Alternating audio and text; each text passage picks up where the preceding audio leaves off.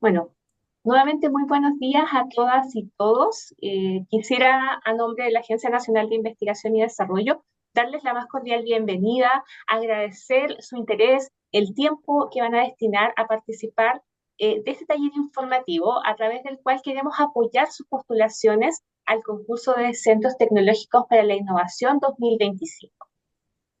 Hoy queremos compartir con ustedes una presentación con los aspectos principales de la convocatoria y que están contenidos justamente en las bases concursales y que son, por supuesto, los lineamientos básicos fundamentales para la preparación de sus proyectos.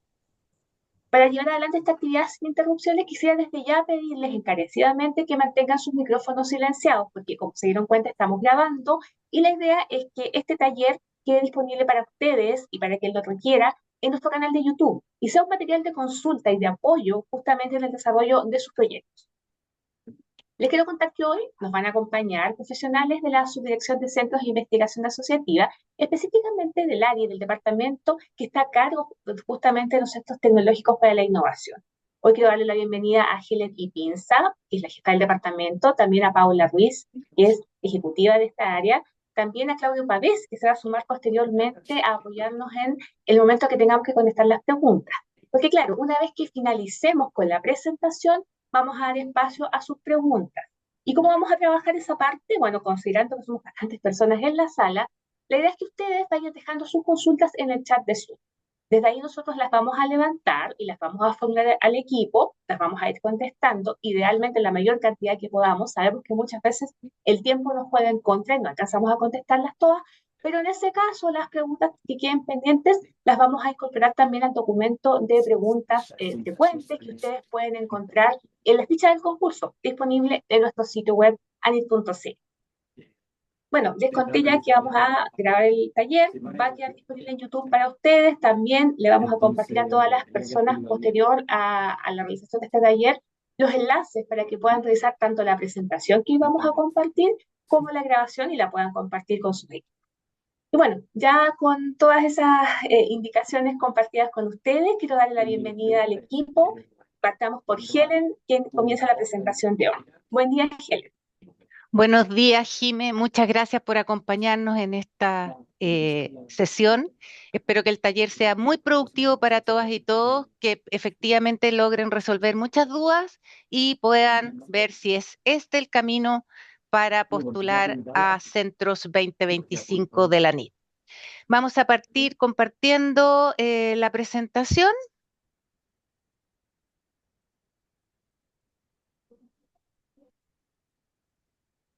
Quiero saber si se ve. Sí, Helen, se ve perfecto. Perfecto. Vamos entonces con esta presentación. Hoy día vamos a presentar el concurso de Centros ANIT, de Centros Tecnológicos para la Innovación para el 2025. La primera parte, que son temas más transversales de todos los concursos que hoy día están abiertos, que son 5 en total para estos centros 2025, la voy a hacer yo para después pasar a la parte específica de Centros Tecnológicos para la Innovación, que lo va a hacer Paula Ruiz, ejecutiva de la subdirección.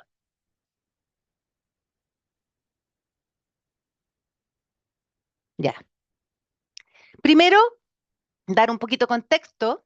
Existe un Plan Nacional de Centros de Excelencia que ustedes pueden googlear y que lo levantó y lo elaboró el Ministerio de Ciencia, Conocimiento, Tecnología e Innovación, que nace en agosto del 2020 y que le da el soporte a todo este conjunto de centros que ya venían creados desde antes como instrumentos y con una actualización el año 2023. Entonces, en esta actualización del 2023, uno de los ejes de este plan dice que se reconoce la trayectoria de los centros, esa infraestructura y capacidades contenidas en ellos y por lo tanto se les da la continuidad para efectos de que estos centros puedan llegar con todas sus capacidades intactas hasta un proceso competitivo, que en este caso y en esta oportunidad son los concursos de Centros 2025, cuyos talleres empezaron ayer con Milenio, hoy día con Centros Tecnológicos para la Innovación, mañana con Centros de Interés Nacional, para cerrar el día viernes con los centros de investigación aplicada. Estos talleres serán repetidos en diciembre para una nueva versión.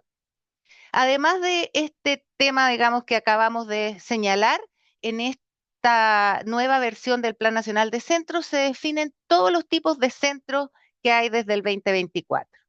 Y en el eje 2 habla de la importancia del cierre de brechas territoriales, salariales y de género que el Ministerio de Ciencia busca que se cierren a través de nuestros centros y el instrumento que los regula.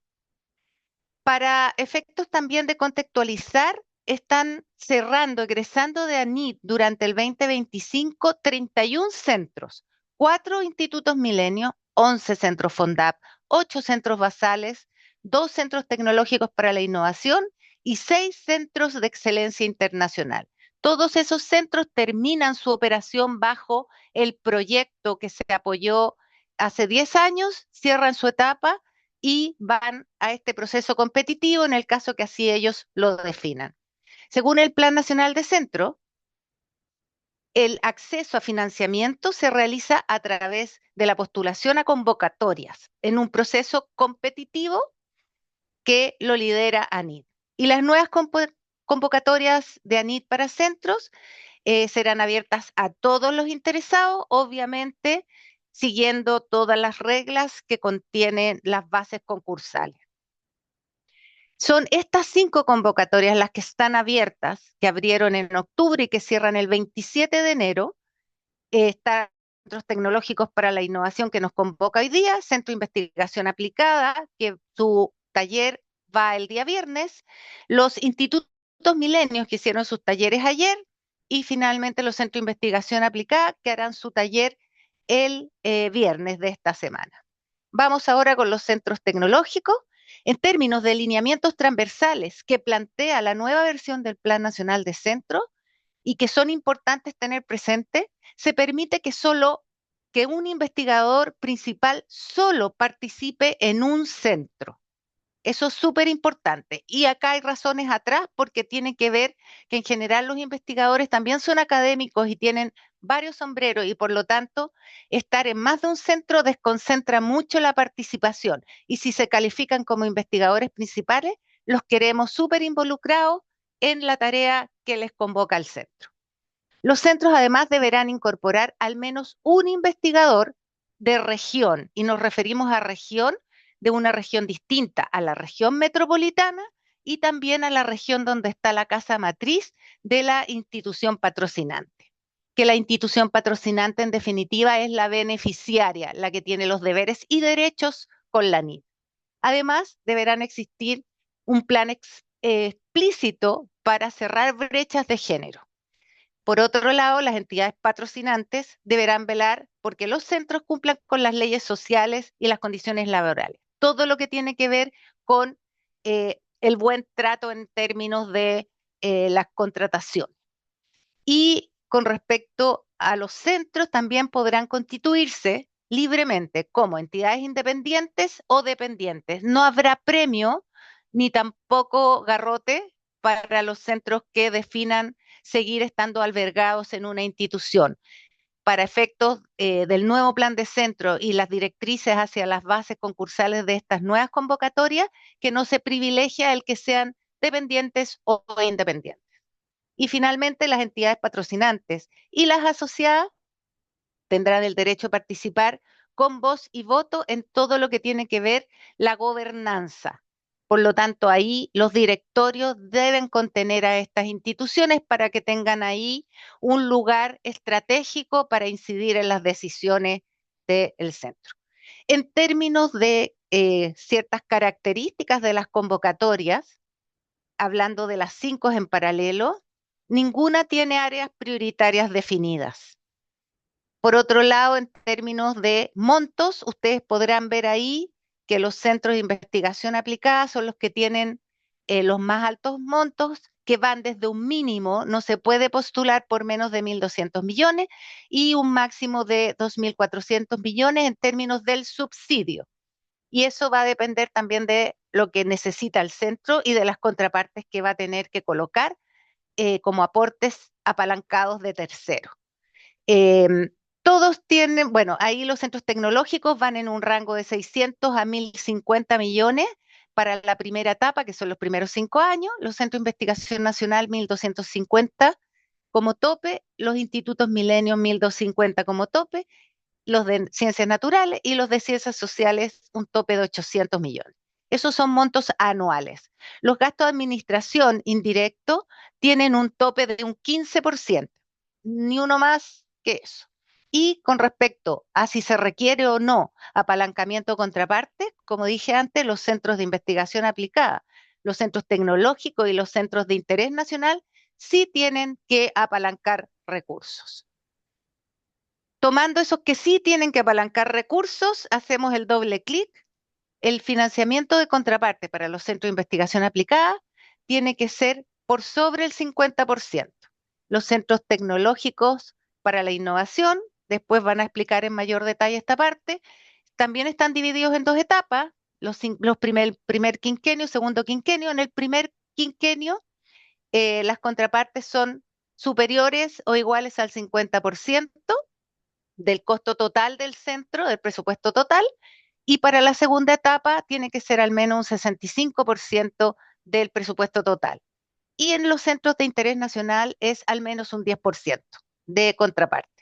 Y acá vemos la tablita en términos de los aportes pecuniarios y no pecuniarios, esto como para darse una visión global de lo que son los montos y los porcentajes, y que también mucho se condice por el tipo de centro, porque cuando hablamos de un centro de políticas públicas, obviamente necesitamos los apalancamientos son muy inferiores, pero cuando hablamos de centros tecnológicos para la innovación que son traccionados por la industria, obviamente hay una serie de contratos tecnológicos de ventas de servicios desde el centro que los queremos entonces empujar a que apalanquen mucho más. Y los centros de investigación aplicada, que serían como un híbrido, ¿verdad?, que está conectando la ciencia de excelencia con efectivamente desafíos productivos del país. Por lo tanto, va a haber una curiosidad del investigador que impulse una temática, pero solo se la va a poder impulsar en la medida que se conecte con desafíos reales y concretos de la industria. Esas son algunas de las diferencias que es importante ir colocando en el tapete. En términos para tener una visión un poco más integral, si nos tomamos estos dos ejes, vemos que en el eje X está desde donde se empuja o se tracciona la ciencia, la investigación. Entonces los que están más hacia la derecha son traccionados desde la demanda, los que están más hacia la izquierda son más bien empujados desde el interés, digamos, de los investigadores, empujados desde la ciencia. Y en el eje vertical tenemos arriba, más arriba, los que son más focalizados y más abajo los que son más bien por curiosidad. Entonces ahí vemos la posición en naranjo de del centro tecnológico que hoy día nos convoca, que sería el que está más traccionado por la demanda. Y eso efectivamente se traduce en que el espacio para hacer investigación a mutuo propio, por interés propio del centro, es mínimo, porque el énfasis va a estar dado por la atracción que haga la demanda para investigar un problema en concreto o una oportunidad en concreto. Dicho eso, tenemos en esta lámina, que más bien les digo que les pido que la revisen después, los círculos completos en negro son características del 100% para un cierto tipo de centros. Entonces, tenemos en cada una de las columnas los distintos centros y en las filas tenemos ciertas características. Por ejemplo, investigación asociativa es un factor común para todos los centros. Aquí no estamos buscando investigadores individuales, para eso están los Fondesit. Lo que estamos buscando es un trabajo en equipo con una investigación idealmente interdisciplinaria, de manera que el enfoque sea mucho más integral para abordar un cierto desafío. Y si nos vamos ahí uno por uno, por ejemplo, en desarrollo tecnológico, vemos que los centros de interés nacional son los que tienen menos incorporado esta característica, y claramente los centros de investigación aplicada y los centros tecnológicos están abocados a eso. tienen el 100% de esa característica. Esto, ustedes saben que nada es blanco y negro. Tenemos centros milenios que igual sacan patentes y tenemos centros de otras características que hacen políticas públicas que no son los centros de interés nacional. Por lo tanto, siempre hay un 80-20, pero en el 80 corren estas pelotitas, ¿verdad?, con el color negro para el 100%. Voy a hacer una última análisis y, por ejemplo, en lo que es transferencia de conocimiento a otros sectores de la sociedad, vemos que en la 7B a las políticas públicas, Milenio tiene una cierta porcentaje, digamos, de incidencia ahí. Los centros de interés nacional tienen el 100%, los de investigación aplicada en torno al 50% y los tecnológicos muy baja injerencia en esa característica.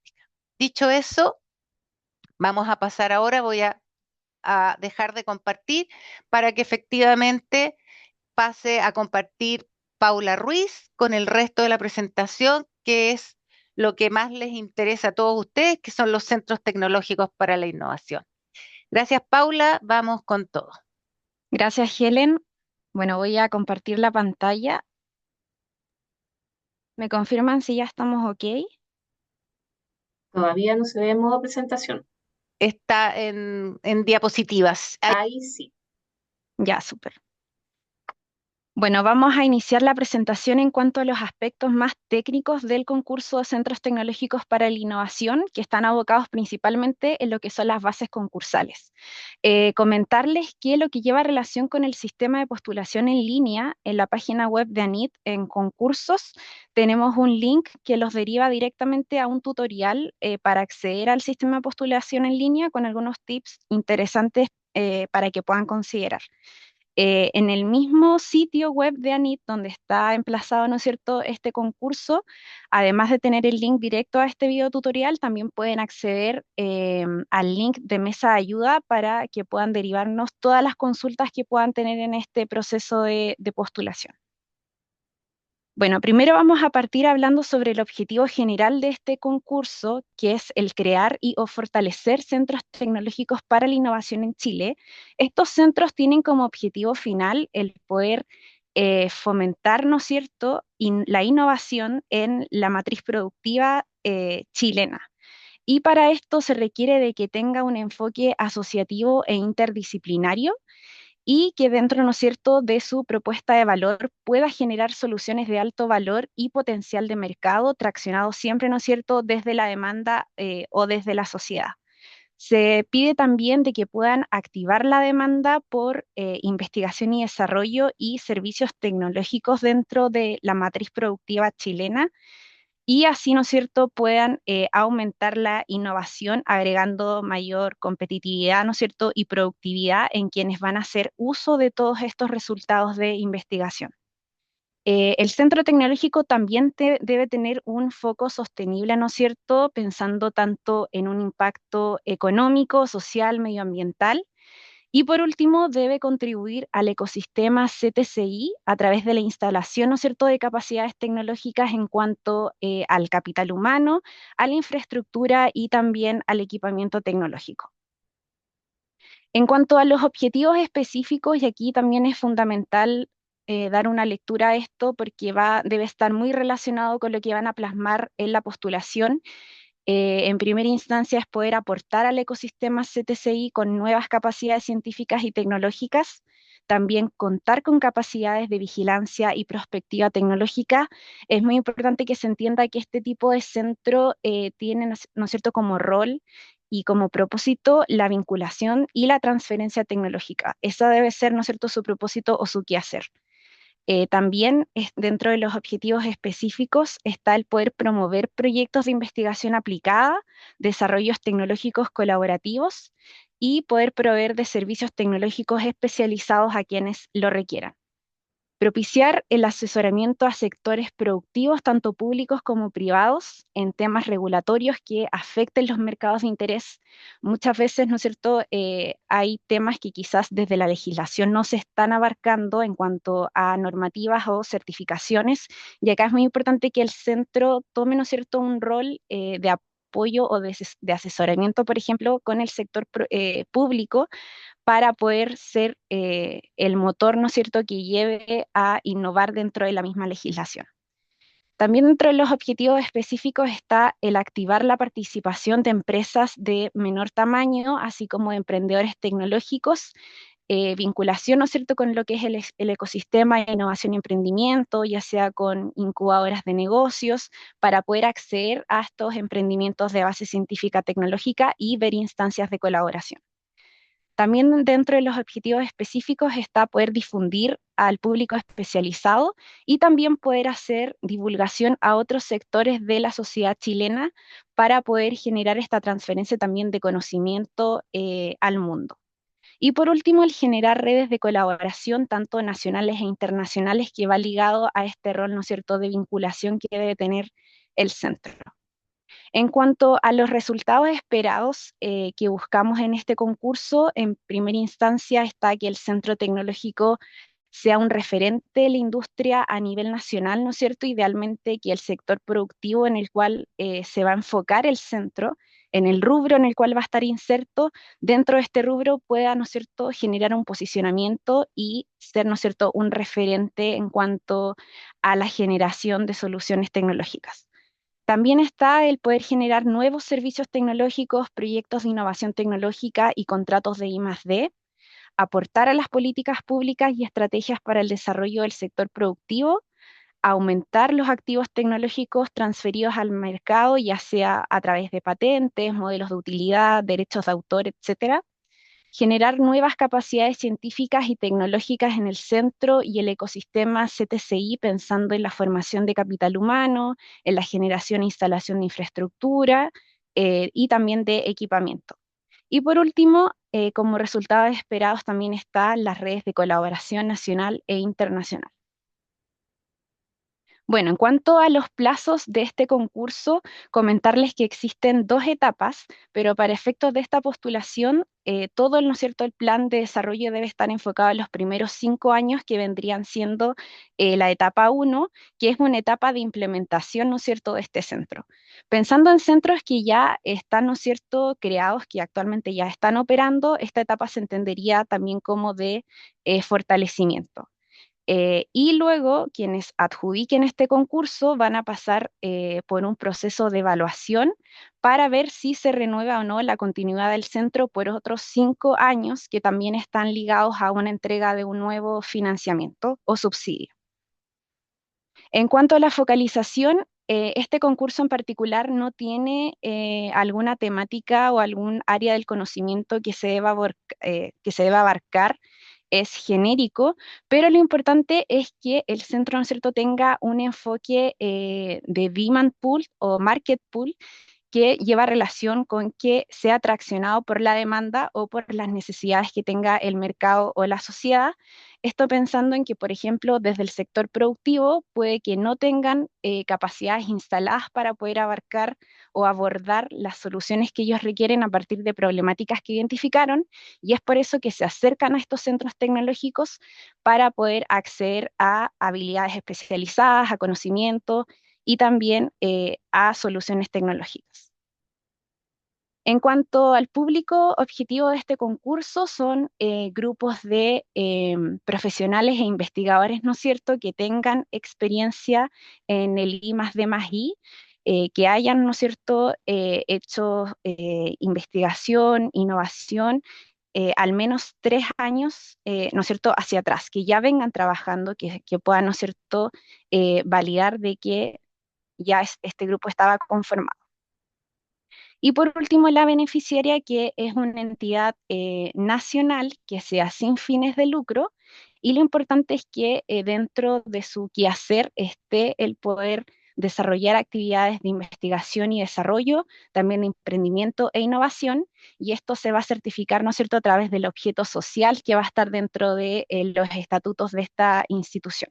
Por lo tanto, ahí volver a repetir que son instituciones nacionales que sean sin fines de lucro. En cuanto a la estructura del subsidio y aportes de las entidades participantes, vamos a partir destacando cuáles son, ¿no es cierto?, las participantes de este proyecto. Por una parte está NIT como entidad financiadora, quien entrega, ¿no es cierto?, el subsidio. Por otra parte está la beneficiaria, que es esta entidad elegible para recibir el subsidio a NIT y quien va a ser el principal, ¿no es cierto?, responsable por ejecutar de manera correcta el proyecto. Como máximo debe ir una beneficiaria o entidad patrocinante. Además tenemos la figura de la asociada, que pues es una entidad que también dentro de sus actividades tenga el hacer actividades de investigación, desarrollo, innovación, emprendimiento, y que pueda complementar con capacidades críticas a la beneficiaria o patrocinante. Esta entidad es obligatoria y como mínimo debe haber una asociada. Aquí también es importante mencionar que la asociada puede recibir fondos del subsidio siempre y cuando después se formalice un convenio de traspasos de recursos.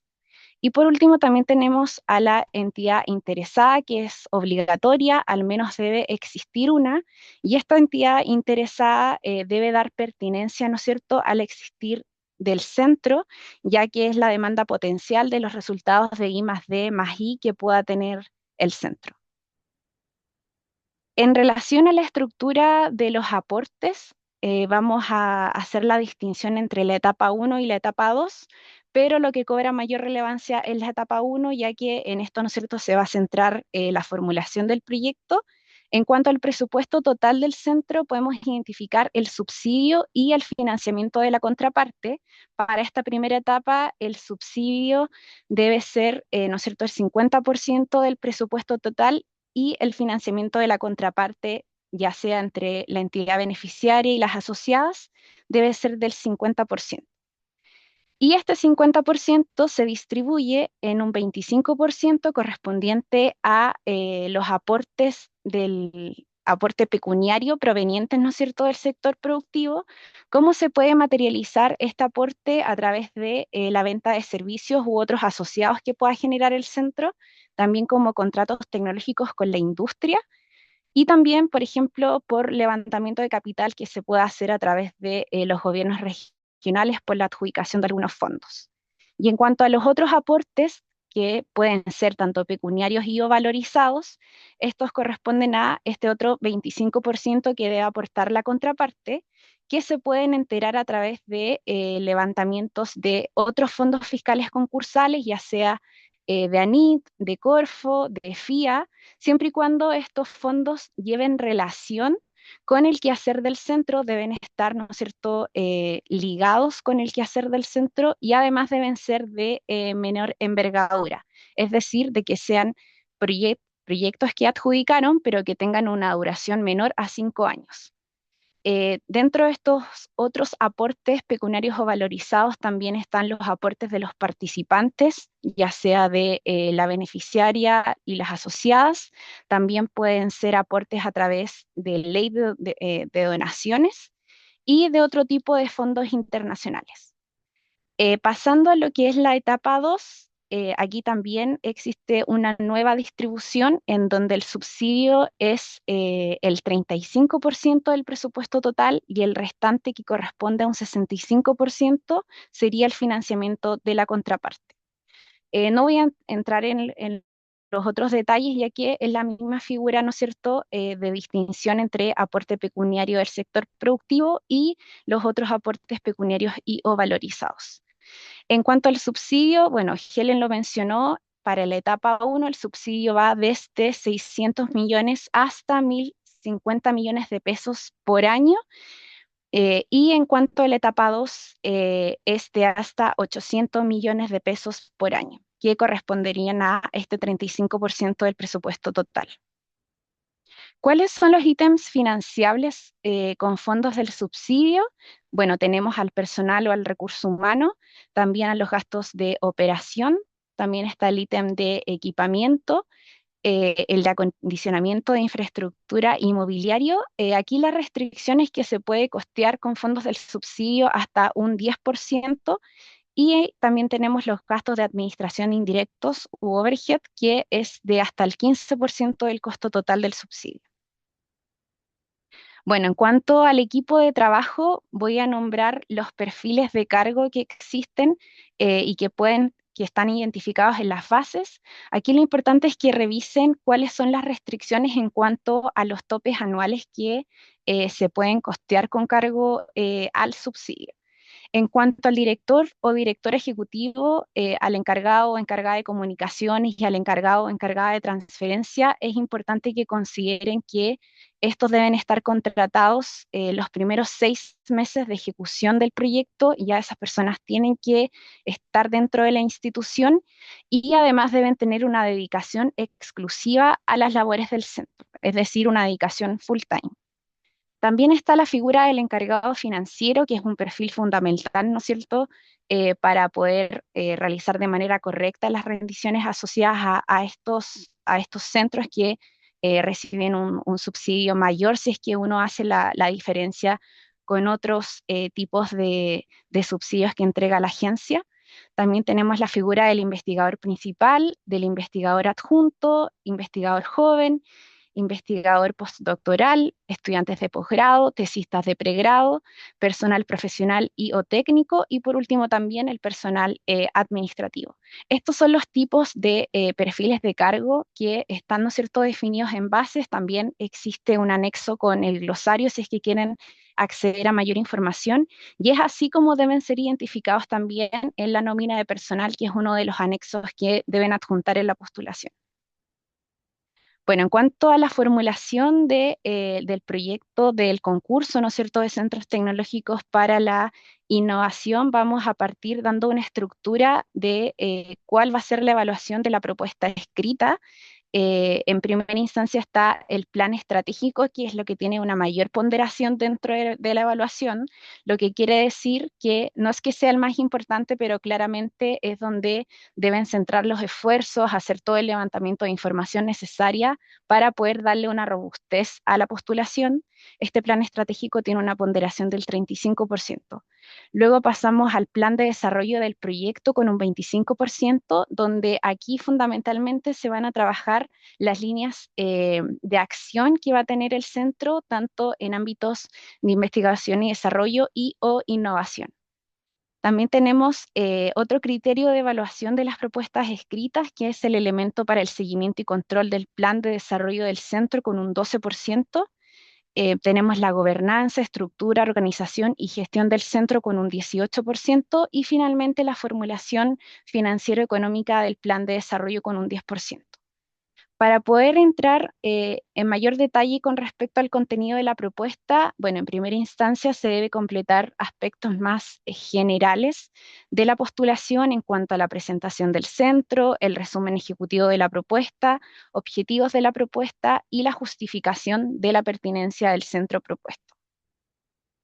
En cuanto al plan estratégico, que es el que tenemos con un 35% de ponderación, esto abarca la visión, la misión, el objetivo general del centro, pensando en un horizonte de tiempo de 5 años para esta primera etapa, también los objetivos específicos de la propuesta, el área de impacto, las áreas de I más D más I que van a estar vinculadas a las brechas tecnológicas identificadas. Aquí es fundamental que toda la información que ustedes tengan para identificar estas brechas estén sumamente justificadas, que vengan, ¿no es cierto?, con el levantamiento de información necesario, con datos duros para poder fortalecer estas áreas. También está la descripción de los participantes de la propuesta, las capacidades de I+D tecnológico en el equipo y las instituciones, y también aquí se debe abordar lo que es el enfoque sustentable que va a tener el centro. En cuanto al plan de desarrollo del proyecto, aquí se debe trabajar lo que son las áreas de I+D+I en las cuales se va a enfocar el centro.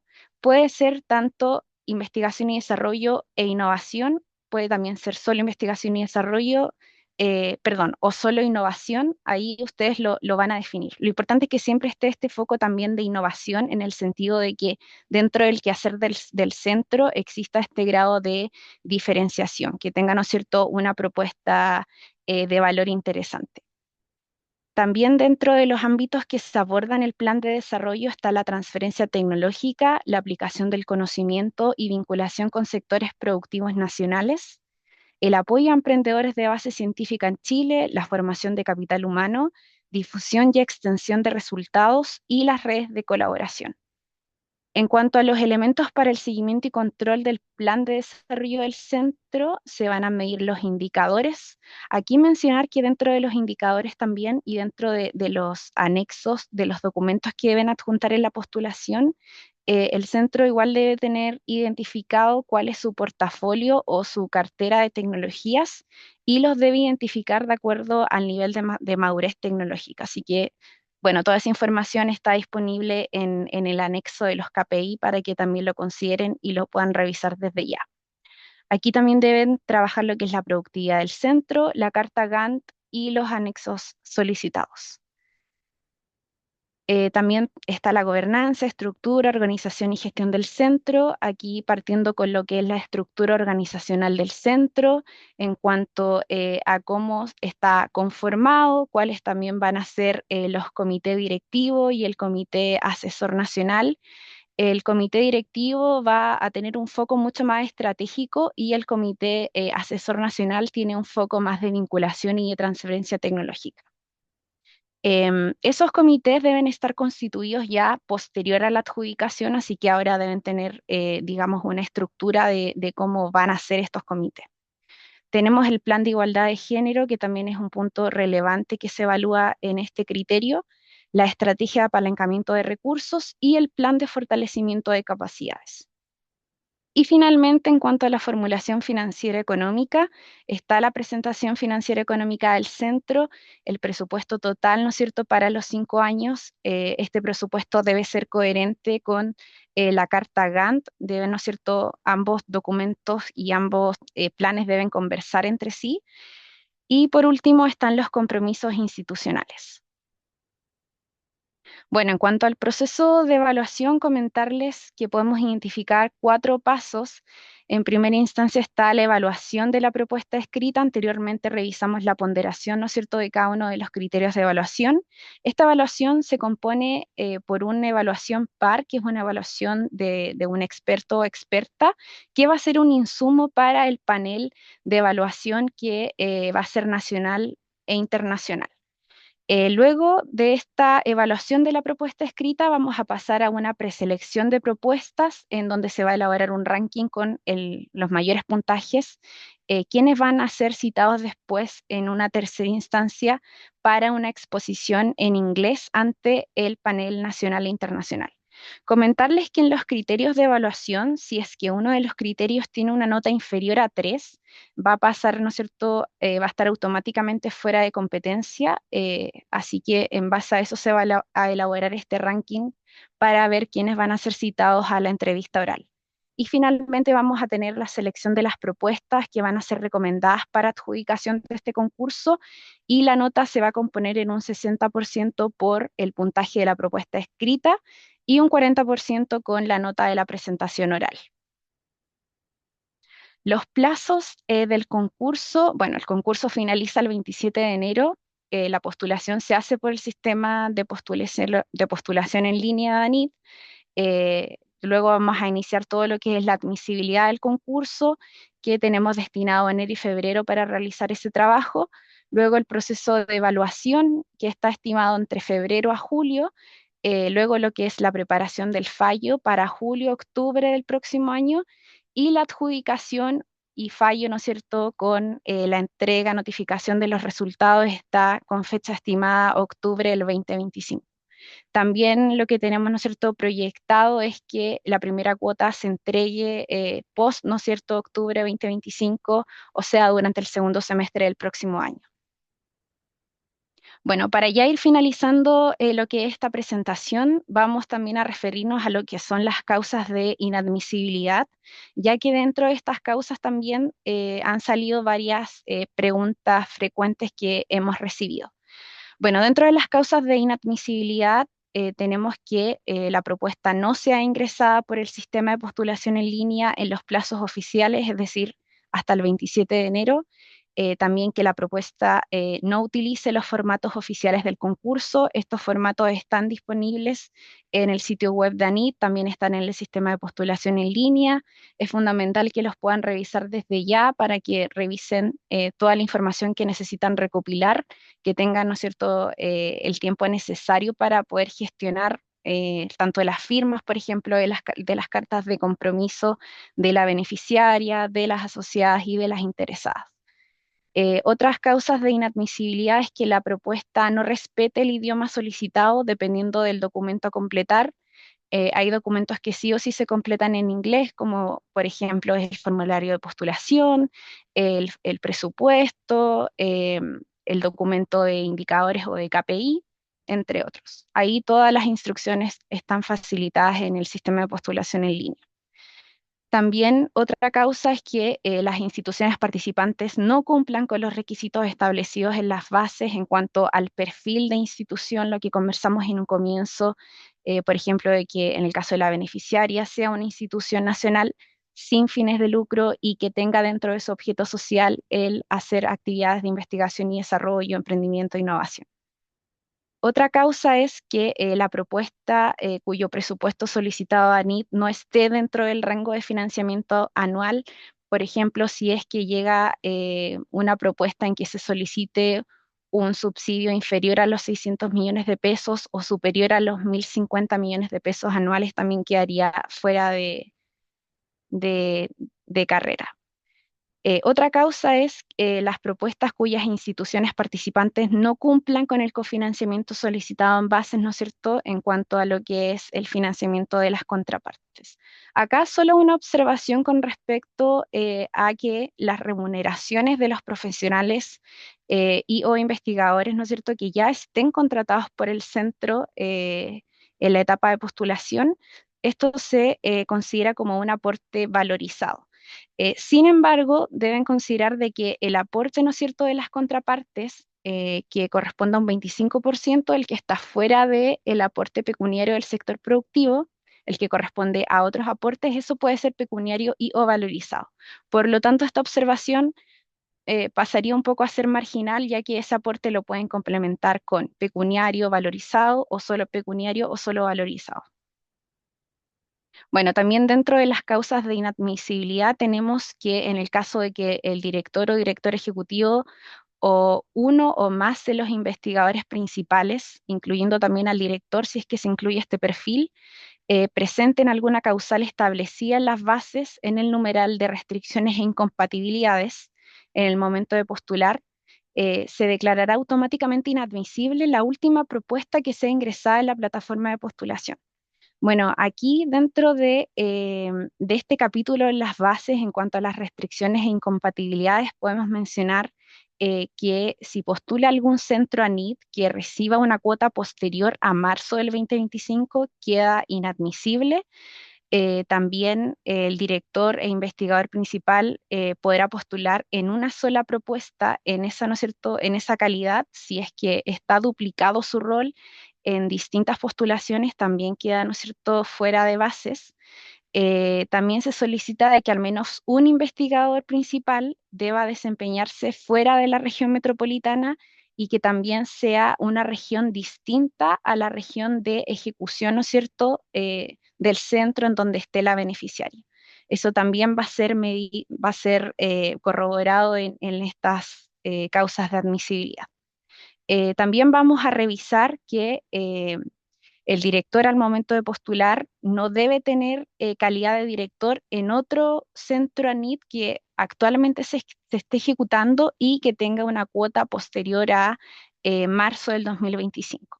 Sin embargo, esta regla no aplica para centros regionales. Y por último, también en cuanto a las restricciones e incompatibilidades, tenemos de que dentro de la figura del director no puede venir alguien que tenga una alta responsabilidad dentro de la institución, por ejemplo, un rector, un vicerrector, un prorector, que vendría siendo el representante legal o el representante institucional de la institución. No puede ser este perfil de persona quien sea el director de la propuesta. Bueno, otras causas también es la propuesta cuyo director ejecutivo y o director no pertenezcan a la institución patrocinante. También que la propuesta en que alguno de los investigadores principales no pertenezcan a la institución patrocinante o alguna de las instituciones asociadas, propuestas en que algunos de sus integrantes o representantes institucionales contacten por cualquier medio a alguno de los evaluadores o panelistas en cualquier etapa del presente concurso, también van a quedar inadmisibles. También las propuestas que no presenten a lo menos las 3 instituciones participantes base, que vendría siendo la beneficiario patrocinante, la sociedad y la interesada. Y finalmente, las propuestas en las cuales no se adjunte el objeto social de la institución postulante para nosotros poder verificar de que dentro de ese objeto social tenga él hacer actividades de investigación y desarrollo, emprendimiento e innovación. Bueno, algunos links importantes a considerar: está el sistema de postulación en línea, también el portal de investigador y el link de las consultas. Sin embargo, todos estos, digamos, links o botones para acceder a estas páginas están disponibles en concursos ANIT, en anit.cl. Y para ya también ir finalizando, comentarles que para efectos de la preparación y postulación de los proyectos, quien ingresa, ¿no es cierto?, al sistema de postulación en línea va a ser la persona que queda automáticamente como el director del proyecto. Por lo tanto, deben tener precaución con respecto a quién va a ingresar la postulación dentro de este sistema. Bueno, en cuanto a plazos, la fecha de apertura, ¿no es cierto?, fue el 25 de octubre, el cierre de las postulaciones es el 27 de enero del 2025, hasta las 1 de la tarde en Chile, horario de Chile continental. Y las recomendaciones, bueno, que preparen la propuesta con anticipación, que puedan acceder al sistema de postulación en línea, descargar los archivos para que se puedan familiarizar, ¿no es cierto?, con la documentación que deben entregar. Y también, ¿no es cierto?, navegar en la plataforma de postulación con anterioridad al cierre del concurso para familiarizarse con el sistema y evitar, por ejemplo, estar a última hora y que se pueda generar algún colapso en la plataforma o algo. La idea es que lo puedan hacer con anticipación. Bueno, con eso finalizamos la presentación de los aspectos técnicos del concurso y ahora, bueno, voy a dejar de compartir para que podamos dar paso a resolver las consultas que nos llegaron por chat. Perfecto, muchas gracias Paula por la presentación muy completa, sin duda.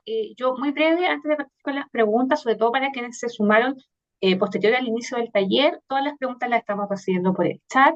Les vamos a compartir posteriormente la grabación del taller y también la presentación que Paula y que Helen nos compartieron hoy. Y también, súper importante, en nuestro sitio web, en la ficha de esta convocatoria, ya dejamos disponible un video con información de la plataforma de postulación, para que ustedes lo puedan revisar con calma también. Está ese material disponible hace ya un par de días, pero también les vamos a compartir el enlace para que lo puedan tener a la mano. Muy bien, vamos entonces ahora con las preguntas. Esperamos poder responder la mayor cantidad de ellas. Quizás algunas las vamos a agrupar porque van en el mismo tenor, y en caso de que no alcancemos a responder todas, después a través del documento de preguntas frecuentes. Para la primera pregunta le quiero pedir apoyo a Helen. Es de María José Galoto, pero también Pilar Gil nos consultaba al respecto. Helen, la pregunta es la siguiente. ¿Un investigador principal puede participar en otro centro como investigador adjunto? La respuesta es sí, puede participar como adjunto. No puede participar como principal en otro, solo en uno, pero como adjunto sí puede porque es un rol distinto. Perfecto. Gracias, Helen. Ahora le quiero pedir apoyo a Claudio Pávez para la siguiente pregunta. Es de Tania Savieso. Dice, en relación al investigador de región, ¿qué pasa con esas instituciones que tienen sedes regionales, pero su casa matriz es Santiago? ¿Vale como investigador de región ese que hace toda su actividad en región, aunque la casa matriz oficial sea Santiago? Hola, primero que nada, buenos días. Sí, efectivamente, sí es válido, en el entendido, como decía, como se explica en la pregunta, que ese investigador realice efectivamente toda la investigación y trabaje efectivamente en la región. Sí se puede. Perfecto. Y Claudio, sigo contigo para la pregunta de Pedro Vargas. ¿Las instituciones patrocinantes pueden ser instituciones pertenecientes a municipios? Esta pregunta es muy similar a la pregunta 4 de Rodolfo Luco y está asociada también a quienes pueden participar como beneficiarios. Y Sí, efectivamente. en En las el caso de bases, Rodolfo, él habla sobre el Hospital Clínico Regional de Alta Complejidad del Servicio de Salud de Concepción, para que lo dejemos como contexto. correcto, que también realizan labores de investigación y Ujú. desarrollo e innovación. Entonces aprovecho de responder las dos preguntas. Perfecto, Y están asociadas, como les decía, a quienes pueden participar como instituciones patrocinantes o beneficiarias. Y en las bases se indican expresamente que pueden ser beneficiarios del financiamiento de este concurso entidades sin fines de lucro constituidas en Chile, que tengan al menos 2 años de existencia legal con experiencia demostrada, fortaleciendo capacidades científico-tecnológicas para I+D. Y da una serie de ejemplos: instituciones de educación superior acreditadas de acuerdo a la Ley 20129, centros de innovación, desarrollo y o investigación independientes, públicos o privados, institutos de investigación públicos o privados, corporaciones y fundaciones. En el caso de que una institución que provenga de un municipio o, en el caso del hospital, cumplan con estos requisitos para ser formalizados como beneficiarios, entonces sí pueden, no tienen restricción. perfecto. Solamente tienen que cumplir con ese punto de la base, que es el punto 2B Lo que tú de las bases. detallaste. Correcto. Súper. Gracias, Claudio. Bien, vamos con la siguiente pregunta. Es de Leslie Díaz. Helen, tu apoyo acá. Dice, ¿es necesario que los investigadores que formarán parte del centro demuestren trabajo conjunto y coordinado durante al menos 3 años? Mi consulta, dice ella, es respecto a la descripción del público objetivo presentado en la web.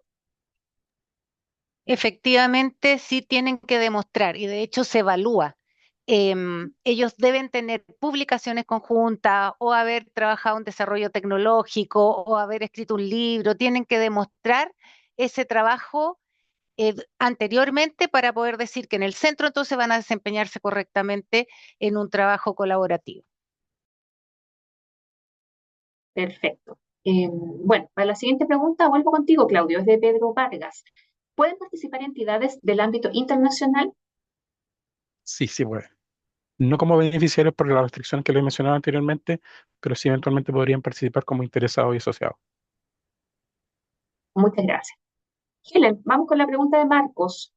¿Cómo se debe demostrar el trabajo conjunto? A propósito de la pregunta anterior. Y además, ¿en qué parte de la postulación se debería explicar este trabajo? Sí, a ver, es lo que decía antes, en el fondo son publicaciones, demostrar investigaciones, libros, desarrollos tecnológicos y otros que puedan ser, contar con una evidencia de ese trabajo conjunto y colaborativo. Y ese, hay un apartado, digamos, en el formulario de postulación donde pedimos justamente que expliquen esa colaboración. Muy bien. Helen, sigamos con la pregunta de Claudio Toro. Dice, ¿qué pasa con los centros independientes que ya tienen un directorio formal? ¿Se deben sumar las nuevas instituciones al directorio actual o se puede postular un nuevo proyecto exclusivo patrocinado por el centro con un directorio exclusivo para este proyecto? Y, Así es. y también nos pregunta si las empresas podrían formar parte de este directorio. Sí, así es. Una fundación o corporación puede tener más de un centro alojado adentro. Puede tener uno solo también, pero la fundación ser más que solo el centro. Por lo tanto, esa fundación o corporación podría tener un directorio que es de esa institucionalidad y el proyecto en sí, que es el centro, tener el directorio y ese directorio sí tiene que estar conformado de acuerdo a lo que las bases concursales establecen. Y las empresas sí pueden formar parte de ese directorio para dar justamente la visión estratégica del sector productivo. Muchas gracias, Helen. Claudio, vuelvo contigo. Vamos con la pregunta de Raúl Flores. ¿Se deben validar de alguna manera los aportes pecuniarios provenientes del sector productivo en la postulación? Considerando que el aporte pecuniario está asociado a las actividades que realiza el centro, se entiende que no es necesario que se presenten documentos que validen el aporte del sector productivo. Sin embargo, se pueden presentar estimaciones respecto de la venta de servicios, de lo que puede ocurrir dentro de los primeros 5 años. Lo que sí vamos a hacer y lo que sí se va a revisar es en la rendición financiera respectiva, se van a revisar los documentos tributarios u otro tipo de documentos como los contratos que realicen con el sector productivo para verificar que efectivamente este aporte provenga de las relaciones que tiene y que genera el centro a partir de este proyecto con el sector productivo. Pero entendemos, como te decía, entendemos que como algunos pueden ser centros nuevos, no podemos solicitar de antemano algún documento fehaciente que indique algún tipo de relación con el sector productivo. Por lo tanto, sí se pueden presentar estimaciones o cartas de compromiso que de alguna manera vinculen el centro con algún contrato con el sector productivo. Pero de todas maneras, como les decía, eso va a ser validado en la rendición financiera. Perfecto. Gracias, Claudio. Helen, vamos con la pregunta de Isabel Meneses. Dice, en la revisión de incompatibilidad, se indica que una razón para rechazar un proyecto es la comunicación de los participantes del proyecto con evaluadores y o panelistas. ¿Se pueden elaborar con más detalle esta condición y explicarla un poquito más? Se refiere, no se refiere al pasado, se refiere en el fondo del momento en que parte este concurso, bueno, una vez que ya son tomados en conocimiento cuál es el panel, no debieran tomar contacto con ningún panelista ni evaluador que pudiera, eh, porque pudieran incidir, digamos, en la resolución de sus proyectos, entregando información complementaria, explicando el proyecto, afectando la transparencia y la equidad del proceso. Eso es lo que nos interesa, en el fondo, que no se tome contacto con los panelistas en general para evitar cualquier sesgo. Perfecto. Isabel, lo que pasa es que tenemos como estas preguntas. No sé si es factible que nos puedas dejar tu comentario en el chat. Es solamente preguntar si ustedes van a publicar quiénes son los evaluadores y panelistas, porque esta comunicación puede ser sin mala intención. O sea, Efectivamente los vamos a publicar, pero todavía no está conformados los paneles. Entonces todavía no podemos. Pero una vez que estén, sí va a estar la información en la caja de concurso. Perfecto, ahí va a quedar claro entonces. Listo, gracias. Bien, Claudio, vamos con la pregunta de Claudio Parra. Dice, además de promover I+D aplicada, ¿es posible utilizar parte del subsidio para realizar I+D con el personal del propio centro? La medida que la I+D que está proponiendo con personal del propio centro esté vinculada claramente a los objetivos y a las actividades del centro, sí se puede, pero también es cierto que como se trata de centros de asociativos, centros de investigación asociativa, se espera también y sería muy bueno que participen no solamente la institución beneficiaria, sino que la investigación se realice en conjunto con otras instituciones si la situación así lo amerita, pero sí se puede. Perfecto. Y sigo contigo, Claudio, para la pregunta de Axel Poque. Dice, en relación con el apalancamiento de recursos, principalmente aquellos que vienen desde empresas, ¿es necesario tener algún documento que garantice el futuro aporte al momento de postular? Por ejemplo, algún tipo de compromiso de compra futura de servicios del centro. Sí, como les decía anteriormente, entendiendo la naturaleza de los centros, que algunos pueden ser nuevos y no existiendo una certeza de las ventas futuras, sí, lo que se puede hacer es una estimación y una presentación de carta y cualquier otro documento que apoye este compromiso que van a tener con el sector productivo. Perfecto, gracias, Claudio. Helen, vuelvo contigo para la pregunta de Pilar Gil. ¿Este centro está pensado para actuar como un nuevo gestor tecnológico o los asociados al centro pueden ejecutar las iniciativas de I+D? A ver, lo que nosotros buscamos es que el centro tenga sus propias capacidades instaladas en red con todas las asociadas y en conjunto desarrollen entre los investigadores que son parte de los investigadores de las asociadas los servicios que finalmente son demandados por la industria o por el sector público. En ese contexto, no queremos nosotros un hub. No es lo que buscamos configurar un hub. No queremos a alguien que una demanda con oferta. Queremos a alguien que haga la pega. Bien. Y Helen, sigo contigo para otra consulta de Claudio Parra. ¿podrían ahondar sobre qué se espera del centro en términos de formación de capital humano, considerando los KPI solicitados?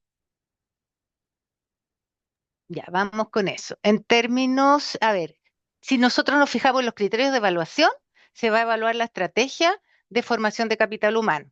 Eso tiene una participación y de inserción de profesionales en el sector productivo.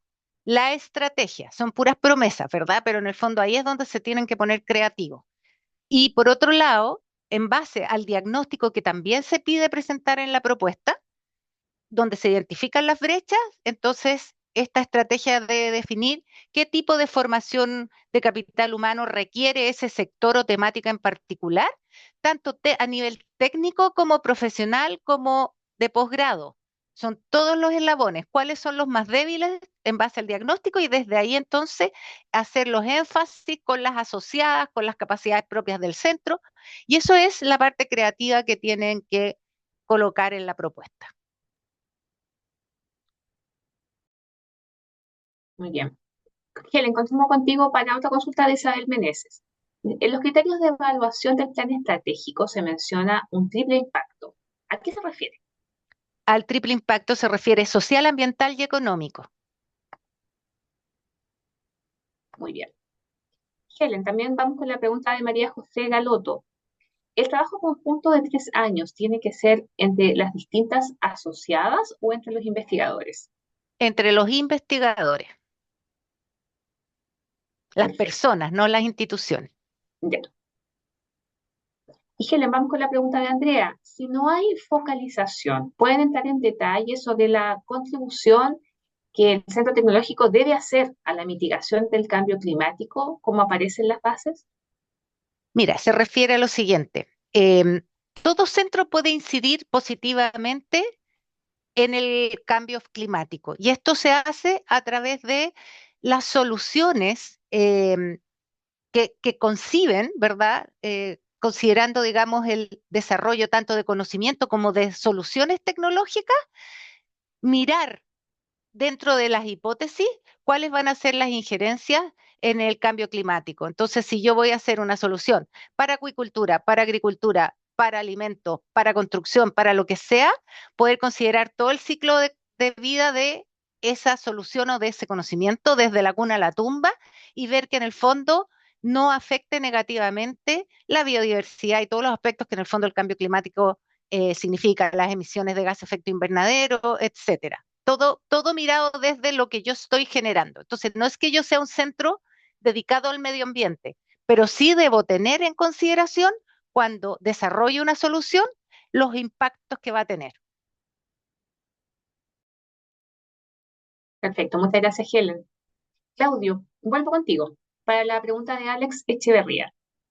¿Cómo conversa el tema de que la institución beneficiaria es sin fines de lucro con la necesidad de los centros de ofrecer servicios facturables en I+D+I? Buena pregunta. El que una institución sea sin fines de lucro no implica necesariamente que sea con fines de pérdida. Por lo tanto, sí, efectivamente, para que el centro además sea sustentable es necesario y, y en el largo plazo, que esto que es lo que esperamos, se independice y continúe su trabajo, eh, es necesario que se realicen algún tipo de servicio en el ámbito de su especialidad. Por lo tanto, sí conversan de alguna manera. Bien. Y Claudio, sigo contigo.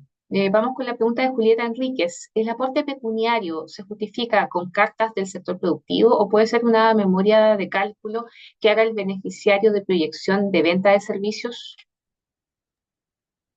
En la postulación sí se pueden presentar estos documentos. Como les decía anteriormente, entendiendo la figura de estos centros y de centros nuevos particularmente, y que la en relación con el sector productivo se debe a la creación de este centro, en la postulación, como les decía, sí se puede presentar estos documentos, pero les repito que se verificará en la revisión financiera que esta relación haya existido mediante algún documento tributario o algún contrato con la industria. Bien, gracias, Claudio. Helen, vuelvo contigo. Vamos con otra consulta de Axel Poque. Dice, ¿la entidad interesada debe suscribir algún tipo de contrato o acuerdo previo con el grupo de investigadores? Tiene que suscribir con el centro una carta de compromiso, previo, Perfecto. digamos, como parte de la postulación. Y sigo contigo, Helen, para otra consulta de Isabel Meneses. ¿Cómo se manejará la obligación del acceso abierto de los datos generados por el centro con los contratos o acuerdos o productos generados con el sector productivo? Ya, este es un tema súper sensible, todos lo sabemos. A ver, la política de acceso abierto contempla periodos de protección de los datos y no su exposición abierta. Y en eso hay que entonces ver si hay propiedad intelectual que está en un proceso de protección, poder entonces caucionar a través de este espacio que te deja la política para proteger esa información.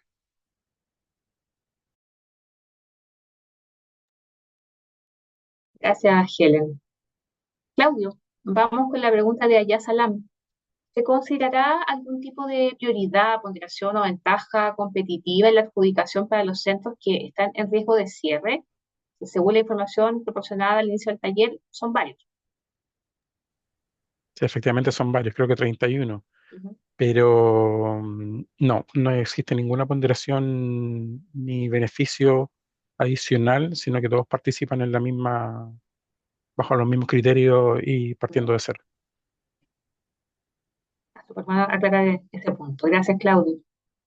Helen, vamos con la pregunta de Tania Savieso. ¿Los otros aportes de proyectos pueden haber sido adjudicados previo al inicio del centro? No, los, los aportes de contraparte deben ser apalancados por el centro, y hablando del centro, en el fondo aquel que parte el día de la total tramitación de la resolución que aprueba el convenio con ANID y este nuevo centro. De ahí para adelante cuentan los aportes. Disculpa, precisando un poco más Sí, eso y claro. complementando un poco más, y esto es para centros nuevos como para centros que ya existan, para que todos eh, se manejen Equidad de o condiciones. mantengan exactamente las mismas condiciones, efectivamente. Bien. Y Claudio, sigo contigo. Vamos con la pregunta de Paula Valenzuela. Dice, debido a que no hay focalización, ¿es posible que el centro tenga líneas de investigación que sean de interés para distintas áreas de la industria o se debe escoger un solo rubro? Sí, de hecho, este caso ocurre comúnmente en el área de tecnología de la información, en donde una solución puede impactar en varios sectores productivos. Por lo tanto, si en el caso que se dé que una línea de investigación impacte en varios sectores productivos, sí es posible tenerla dentro del portafolio de proyectos. Bien, gracias, Claudio. Helen, vamos con la pregunta de Leslie Díaz. Para optar a la segunda etapa, ¿se debe presentar una nueva planificación luego de los primeros 5 años? ¿O ahora se debe presentar esta planificación a 10 años con hito de continuidad al quinto año?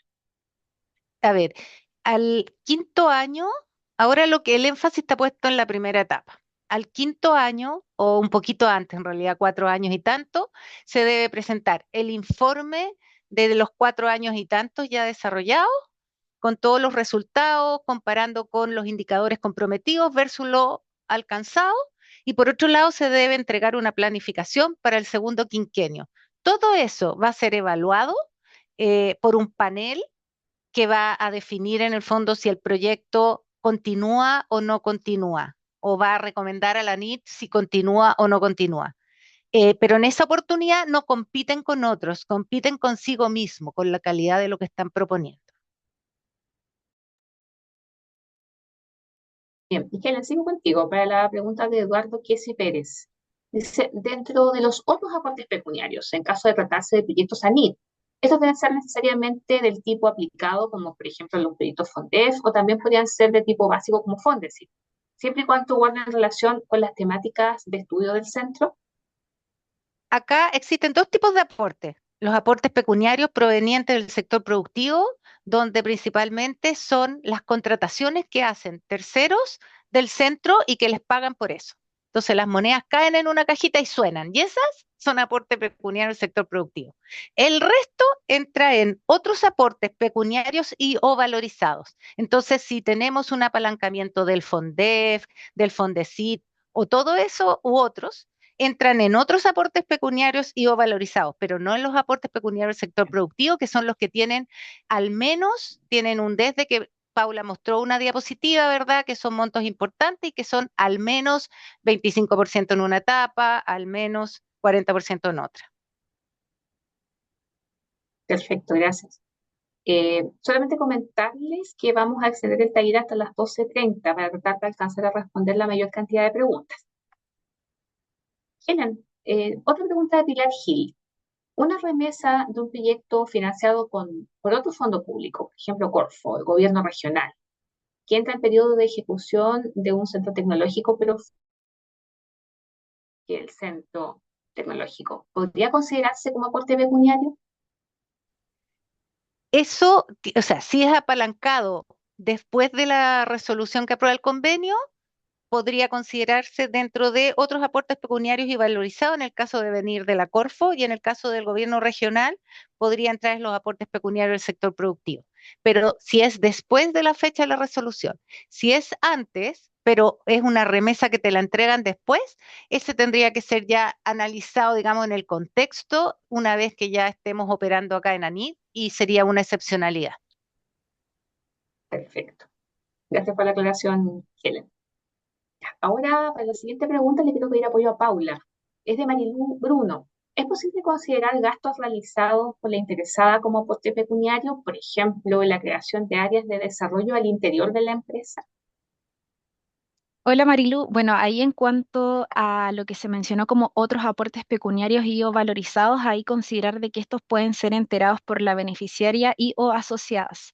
Ahora pensando en aportes de la interesada, esto sería bajo la figura, por ejemplo, de que la institución interesada a través de algún contrato tecnológico genere, ¿no es cierto?, alguna prestación de servicios desde el centro hacia la institución interesada. Entonces eso aplicaría como un aporte pecuniario del sector productivo. Gracias, Paula. Helen, vuelvo contigo para la pregunta de Danilo Segovia. ¿Por qué se reconoce como aporte de contraparte las donaciones reguladas por la Ley 21.440 cuando en general las universidades se basan en la Ley 18.681? Y dice acá también, en el registro de entidades donatarias bajo la Ley 21.440, no ves universidades, solo la Fundación Duoc. Porque está pensado en las donaciones del sector privado, que en el fondo van a través de esa otra ley y que también para nosotros es una muestra de cariño y de respeto al centro, el que hagan sus aportes, digamos, vía donación, pero claramente que al ser donación entonces entraría en otros aportes pecuniarios y o valorizados, y no como del sector productivo, porque es más bien como me acojo a esta ley y además te paso recursos. Entonces no tiene que ver con las donaciones de las universidades, porque en ese caso las pueden hacer por diversas vías, no siempre con la ley que mencionan. Gracias, Helen. Paula, vamos con la pregunta de Helen García.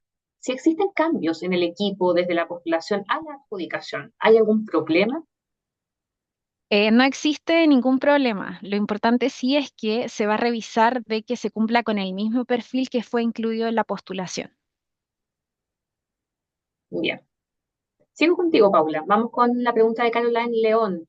¿Hay alguna exigencia respecto a las horas hombre de dedicación que deben tener los investigadores principales?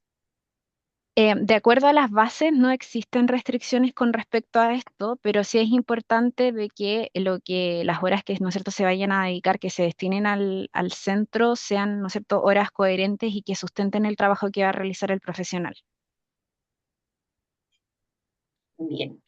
Sigamos, Paula, con la pregunta de Alejandro Zúñiga. Respecto al equipo de trabajo, ¿se requiere que éste tenga un perfil científico relevante, es decir, que en su mayoría esté compuesto por investigadores con doctorado o postdoctorado, o no es un requisito? Sí, bueno, aquí lo importante es que el equipo de trabajo sea un equipo interdisciplinario, es decir, que integren a profesionales y o investigadores de distintas áreas y que estos trabajen, ¿no es cierto?, por un desafío en común.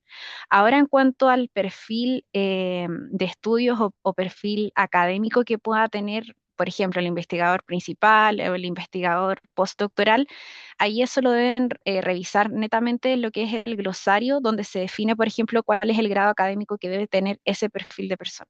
Pero más allá de eso, lo importante es que el equipo de trabajo en sí tenga un foco interdisciplinario. Vamos con la siguiente pregunta, Paula, de María José Galoto. El director ejecutivo se indica que tiene que estar contratado con dedicación 100% al proyecto por la institución patrocinante. ¿Eso significa que un académico contratado actualmente en una universidad tendría que dedicarse 100% al proyecto?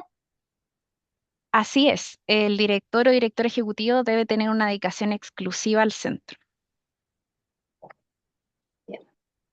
Y Paula, vamos también ahora con la pregunta de Basilio Carrasco. ¿Es incompatible un director de proyecto de fortalecimiento de centros regionales con la dirección de este proyecto? Sí, para el caso específico de los centros regionales, si es que viene postulando como director alguien que ya es director, ¿no es cierto?, de este tipo de centro, no es incompatible. Solo para este tipo de centros no se aplica esa incompatibilidad. Perfecto.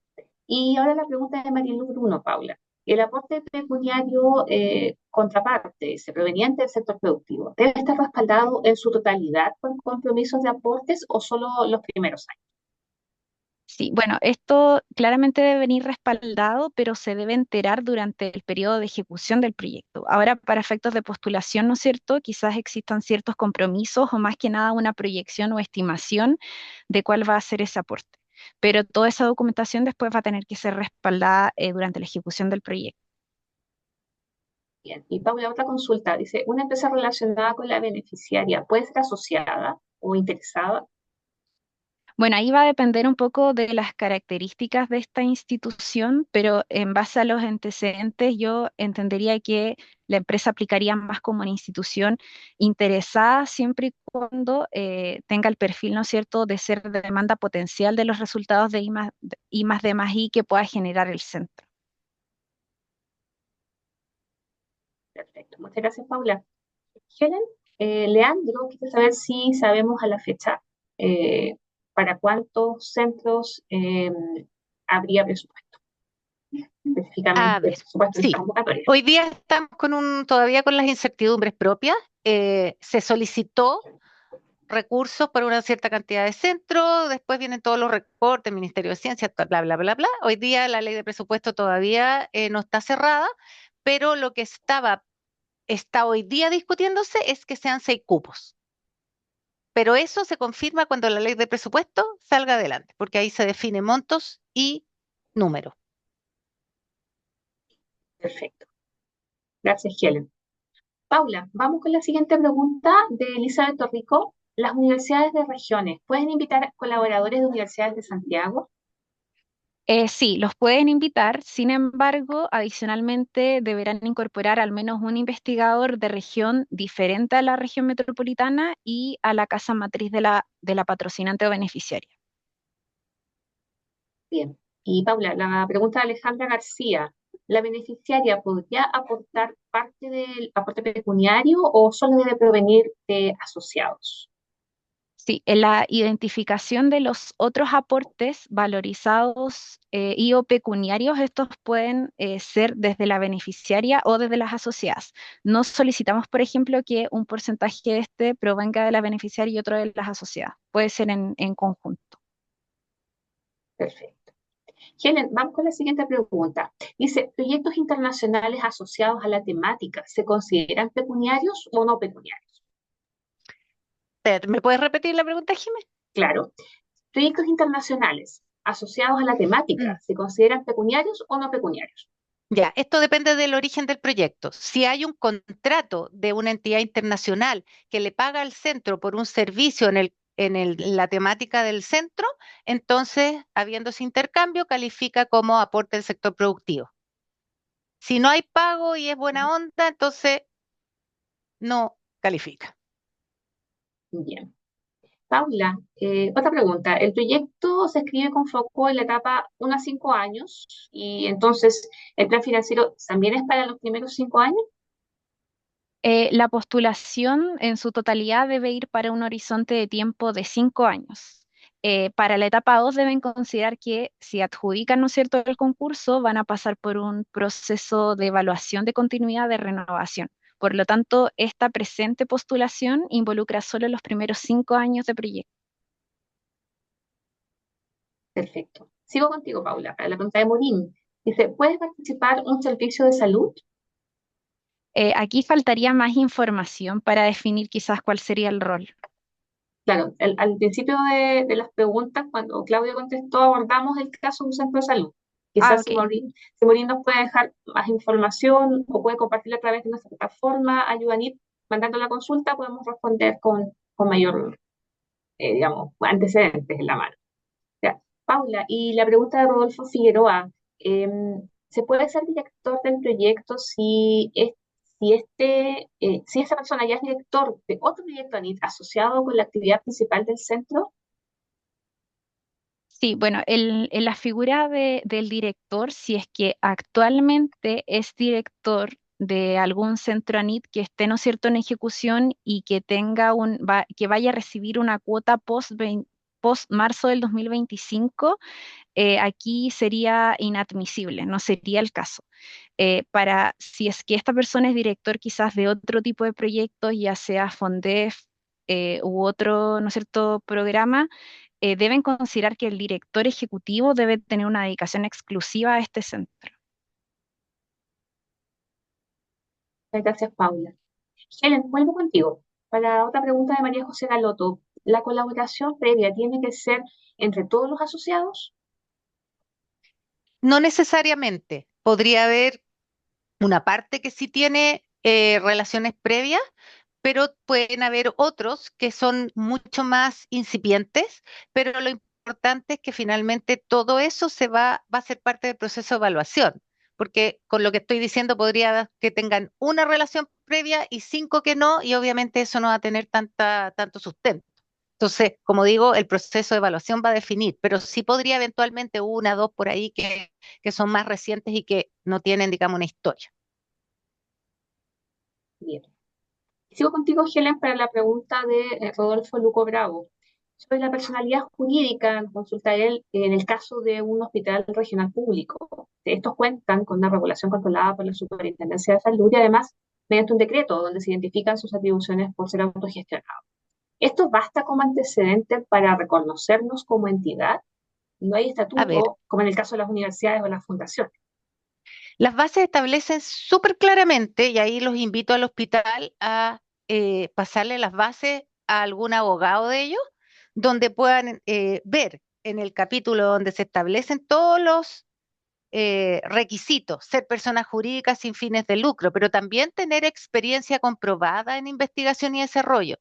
El hospital puede ser muy bueno en los temas, ¿verdad?, médicos, pero si no tiene una historial importante y sostenido de investigación, no va a calificar, porque si le introducimos un apéndice que es un centro a algo que tiene un interés mucho más en la salud pública, probablemente no va a prosperar. Entonces, por eso es que a veces sería mucho mejor hacer un spin-off y armar, digamos, una figura especialmente dedicada a esto. Pero, como digo, que el abogado revise punto a punto los requerimientos respecto al tipo de personalidad jurídica y las experiencias comprobadas que deben sostener. Eso está en el capítulo, ahí, capítulo objetivo específico, está en las primeras páginas. Y está particularmente en el capítulo beneficiaria 2.2. Ahí vienen todos los requerimientos. Bien, gracias, Helen. Paula, vamos con la consulta de Marilyn Flores. Entendiendo que tiene una duración total de 5 años, ¿cuántos años corresponden a la etapa 1 y cuántos a la etapa 2? Bueno, cada una de las etapas tiene un plazo de 5 años, pero para efectos de esta postulación deben pensar en un horizonte de tiempo solo de 5 años pensando en la etapa 1. ya que como dije anteriormente, para la etapa 2 ahí quienes adjudiquen van a pasar por un proceso de evaluación para ver la renovación. Gracias, Paula. Helen, vuelvo contigo para la consulta de Danilo Segovia. Para el primer año de ejecución del centro, ¿cómo se contabilizan los proyectos de menor tamaño? La fecha de inicio del proyecto debe ser posterior a la resolución de adjudicación del centro y si es así, ¿cómo se soluciona el desfase entre postulación y adjudicación de proyectos? Ya, ahí en estricto rigor, los proyectos del centro son los que postulan después de obtener la resolución que aprueba el convenio. Ahí parte el cronómetro, digamos, del centro. Algo distinto a eso va a tener que ser evaluado durante la ejecución una vez que se los adjudiquen, presentando la información con respecto a ese proceso. Perfecto. Y Helen, otra consulta de Danilo Segovia. Para un investigador principal que participa en un centro desde el año 2022, ¿poseen compatibilidad para participar en el llamado Centro 2025? En el rol de investigador principal, solo puede participar en un centro durante la ejecución, por lo tanto tiene que definir, no puede estar en los dos, en el rol de investigador principal. Bien. Y Helen, tenemos la pregunta de Julieta Enríquez. Dice, ¿me, ¿me pueden aclarar en lo posible con algún ejemplo aplicado cuál es la diferencia de un I+D aplicado y el de innovación? Ya que ambos deben tener un enfoque en los sectores productivos, ambos deben ser aplicados y además el formulario es bastante igual a los exfasales y los criterios de evaluación también. Entonces, nosotros la verdad no está tan claro la consulta de Julieta. No sé si Julieta No, nos está escuchando y nos puede aclarar su consulta. Julieta,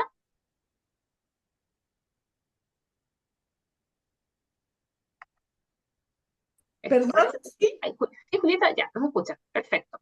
sí, Cuéntanos. ya. Con respecto a la pregunta de que si me podían dar algún ejemplo, Ujú. Sí, exacto, eso.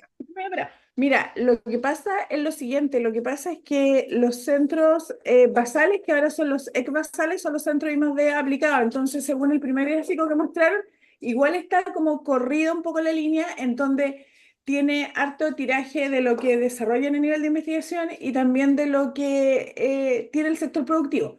El formulario, por otro lado, si uno lo revisa, es exactamente igual del formulario de los basales, ¿ya?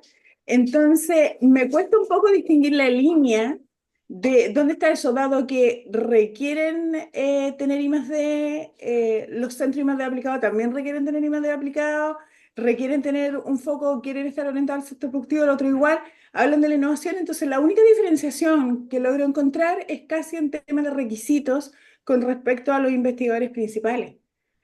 No, no, me cuesta un poco encontrar la diferencia, pero no la diferencia que hacen ustedes, porque sé que mostraron esta tablita donde estaban los circulitos, algunos llenos, algunos desocupados, pero en la práctica, cuando uno quiere mm, llevar esto al papel o en la práctica, me cuesta un poco encontrar la línea de diferencia, al menos a esta altura. Quizá una vez entrando más en altura podría encontrarlo. a ver, los centros tecnológicos para la innovación están mucho más desfasados hacia desarrollos tecnológicos eh, jalados desde la demanda. O sea, tiene que venir una empresa, ¿verdad? A tu centro, por ejemplo, si hay un centro acuícola, un centro de alimentos, viene alguien de la demanda y te dice, tengo este desafío, necesito que me apoyes ahí a desarrollar una solución para mejorar el proceso, para mejorar esto. Entonces, en base a la demanda, actúa. Y el espacio para hacer I+D por mutuo propio, por curiosidad del investigador, es muy, muy pequeño. Ya, Es perdón. En cambio, los de investigación aplicada, la curiosidad de los investigadores es relevante. Entonces, no es que vayan a decir voy a investigar el enlace pi de la célula tanto, no, eso no lo van a hacer porque tienen que primero mirar qué es lo que está pasando en el sector en el cual están postulando, como para definir que voy a investigar en base a algo que conecta, pero desde una curiosidad propia del investigador que conecta con desafíos que está viendo en términos generales. En cambio, acá es alguien que tracciona la demanda, es una entidad, una empresa, un ejecutivo.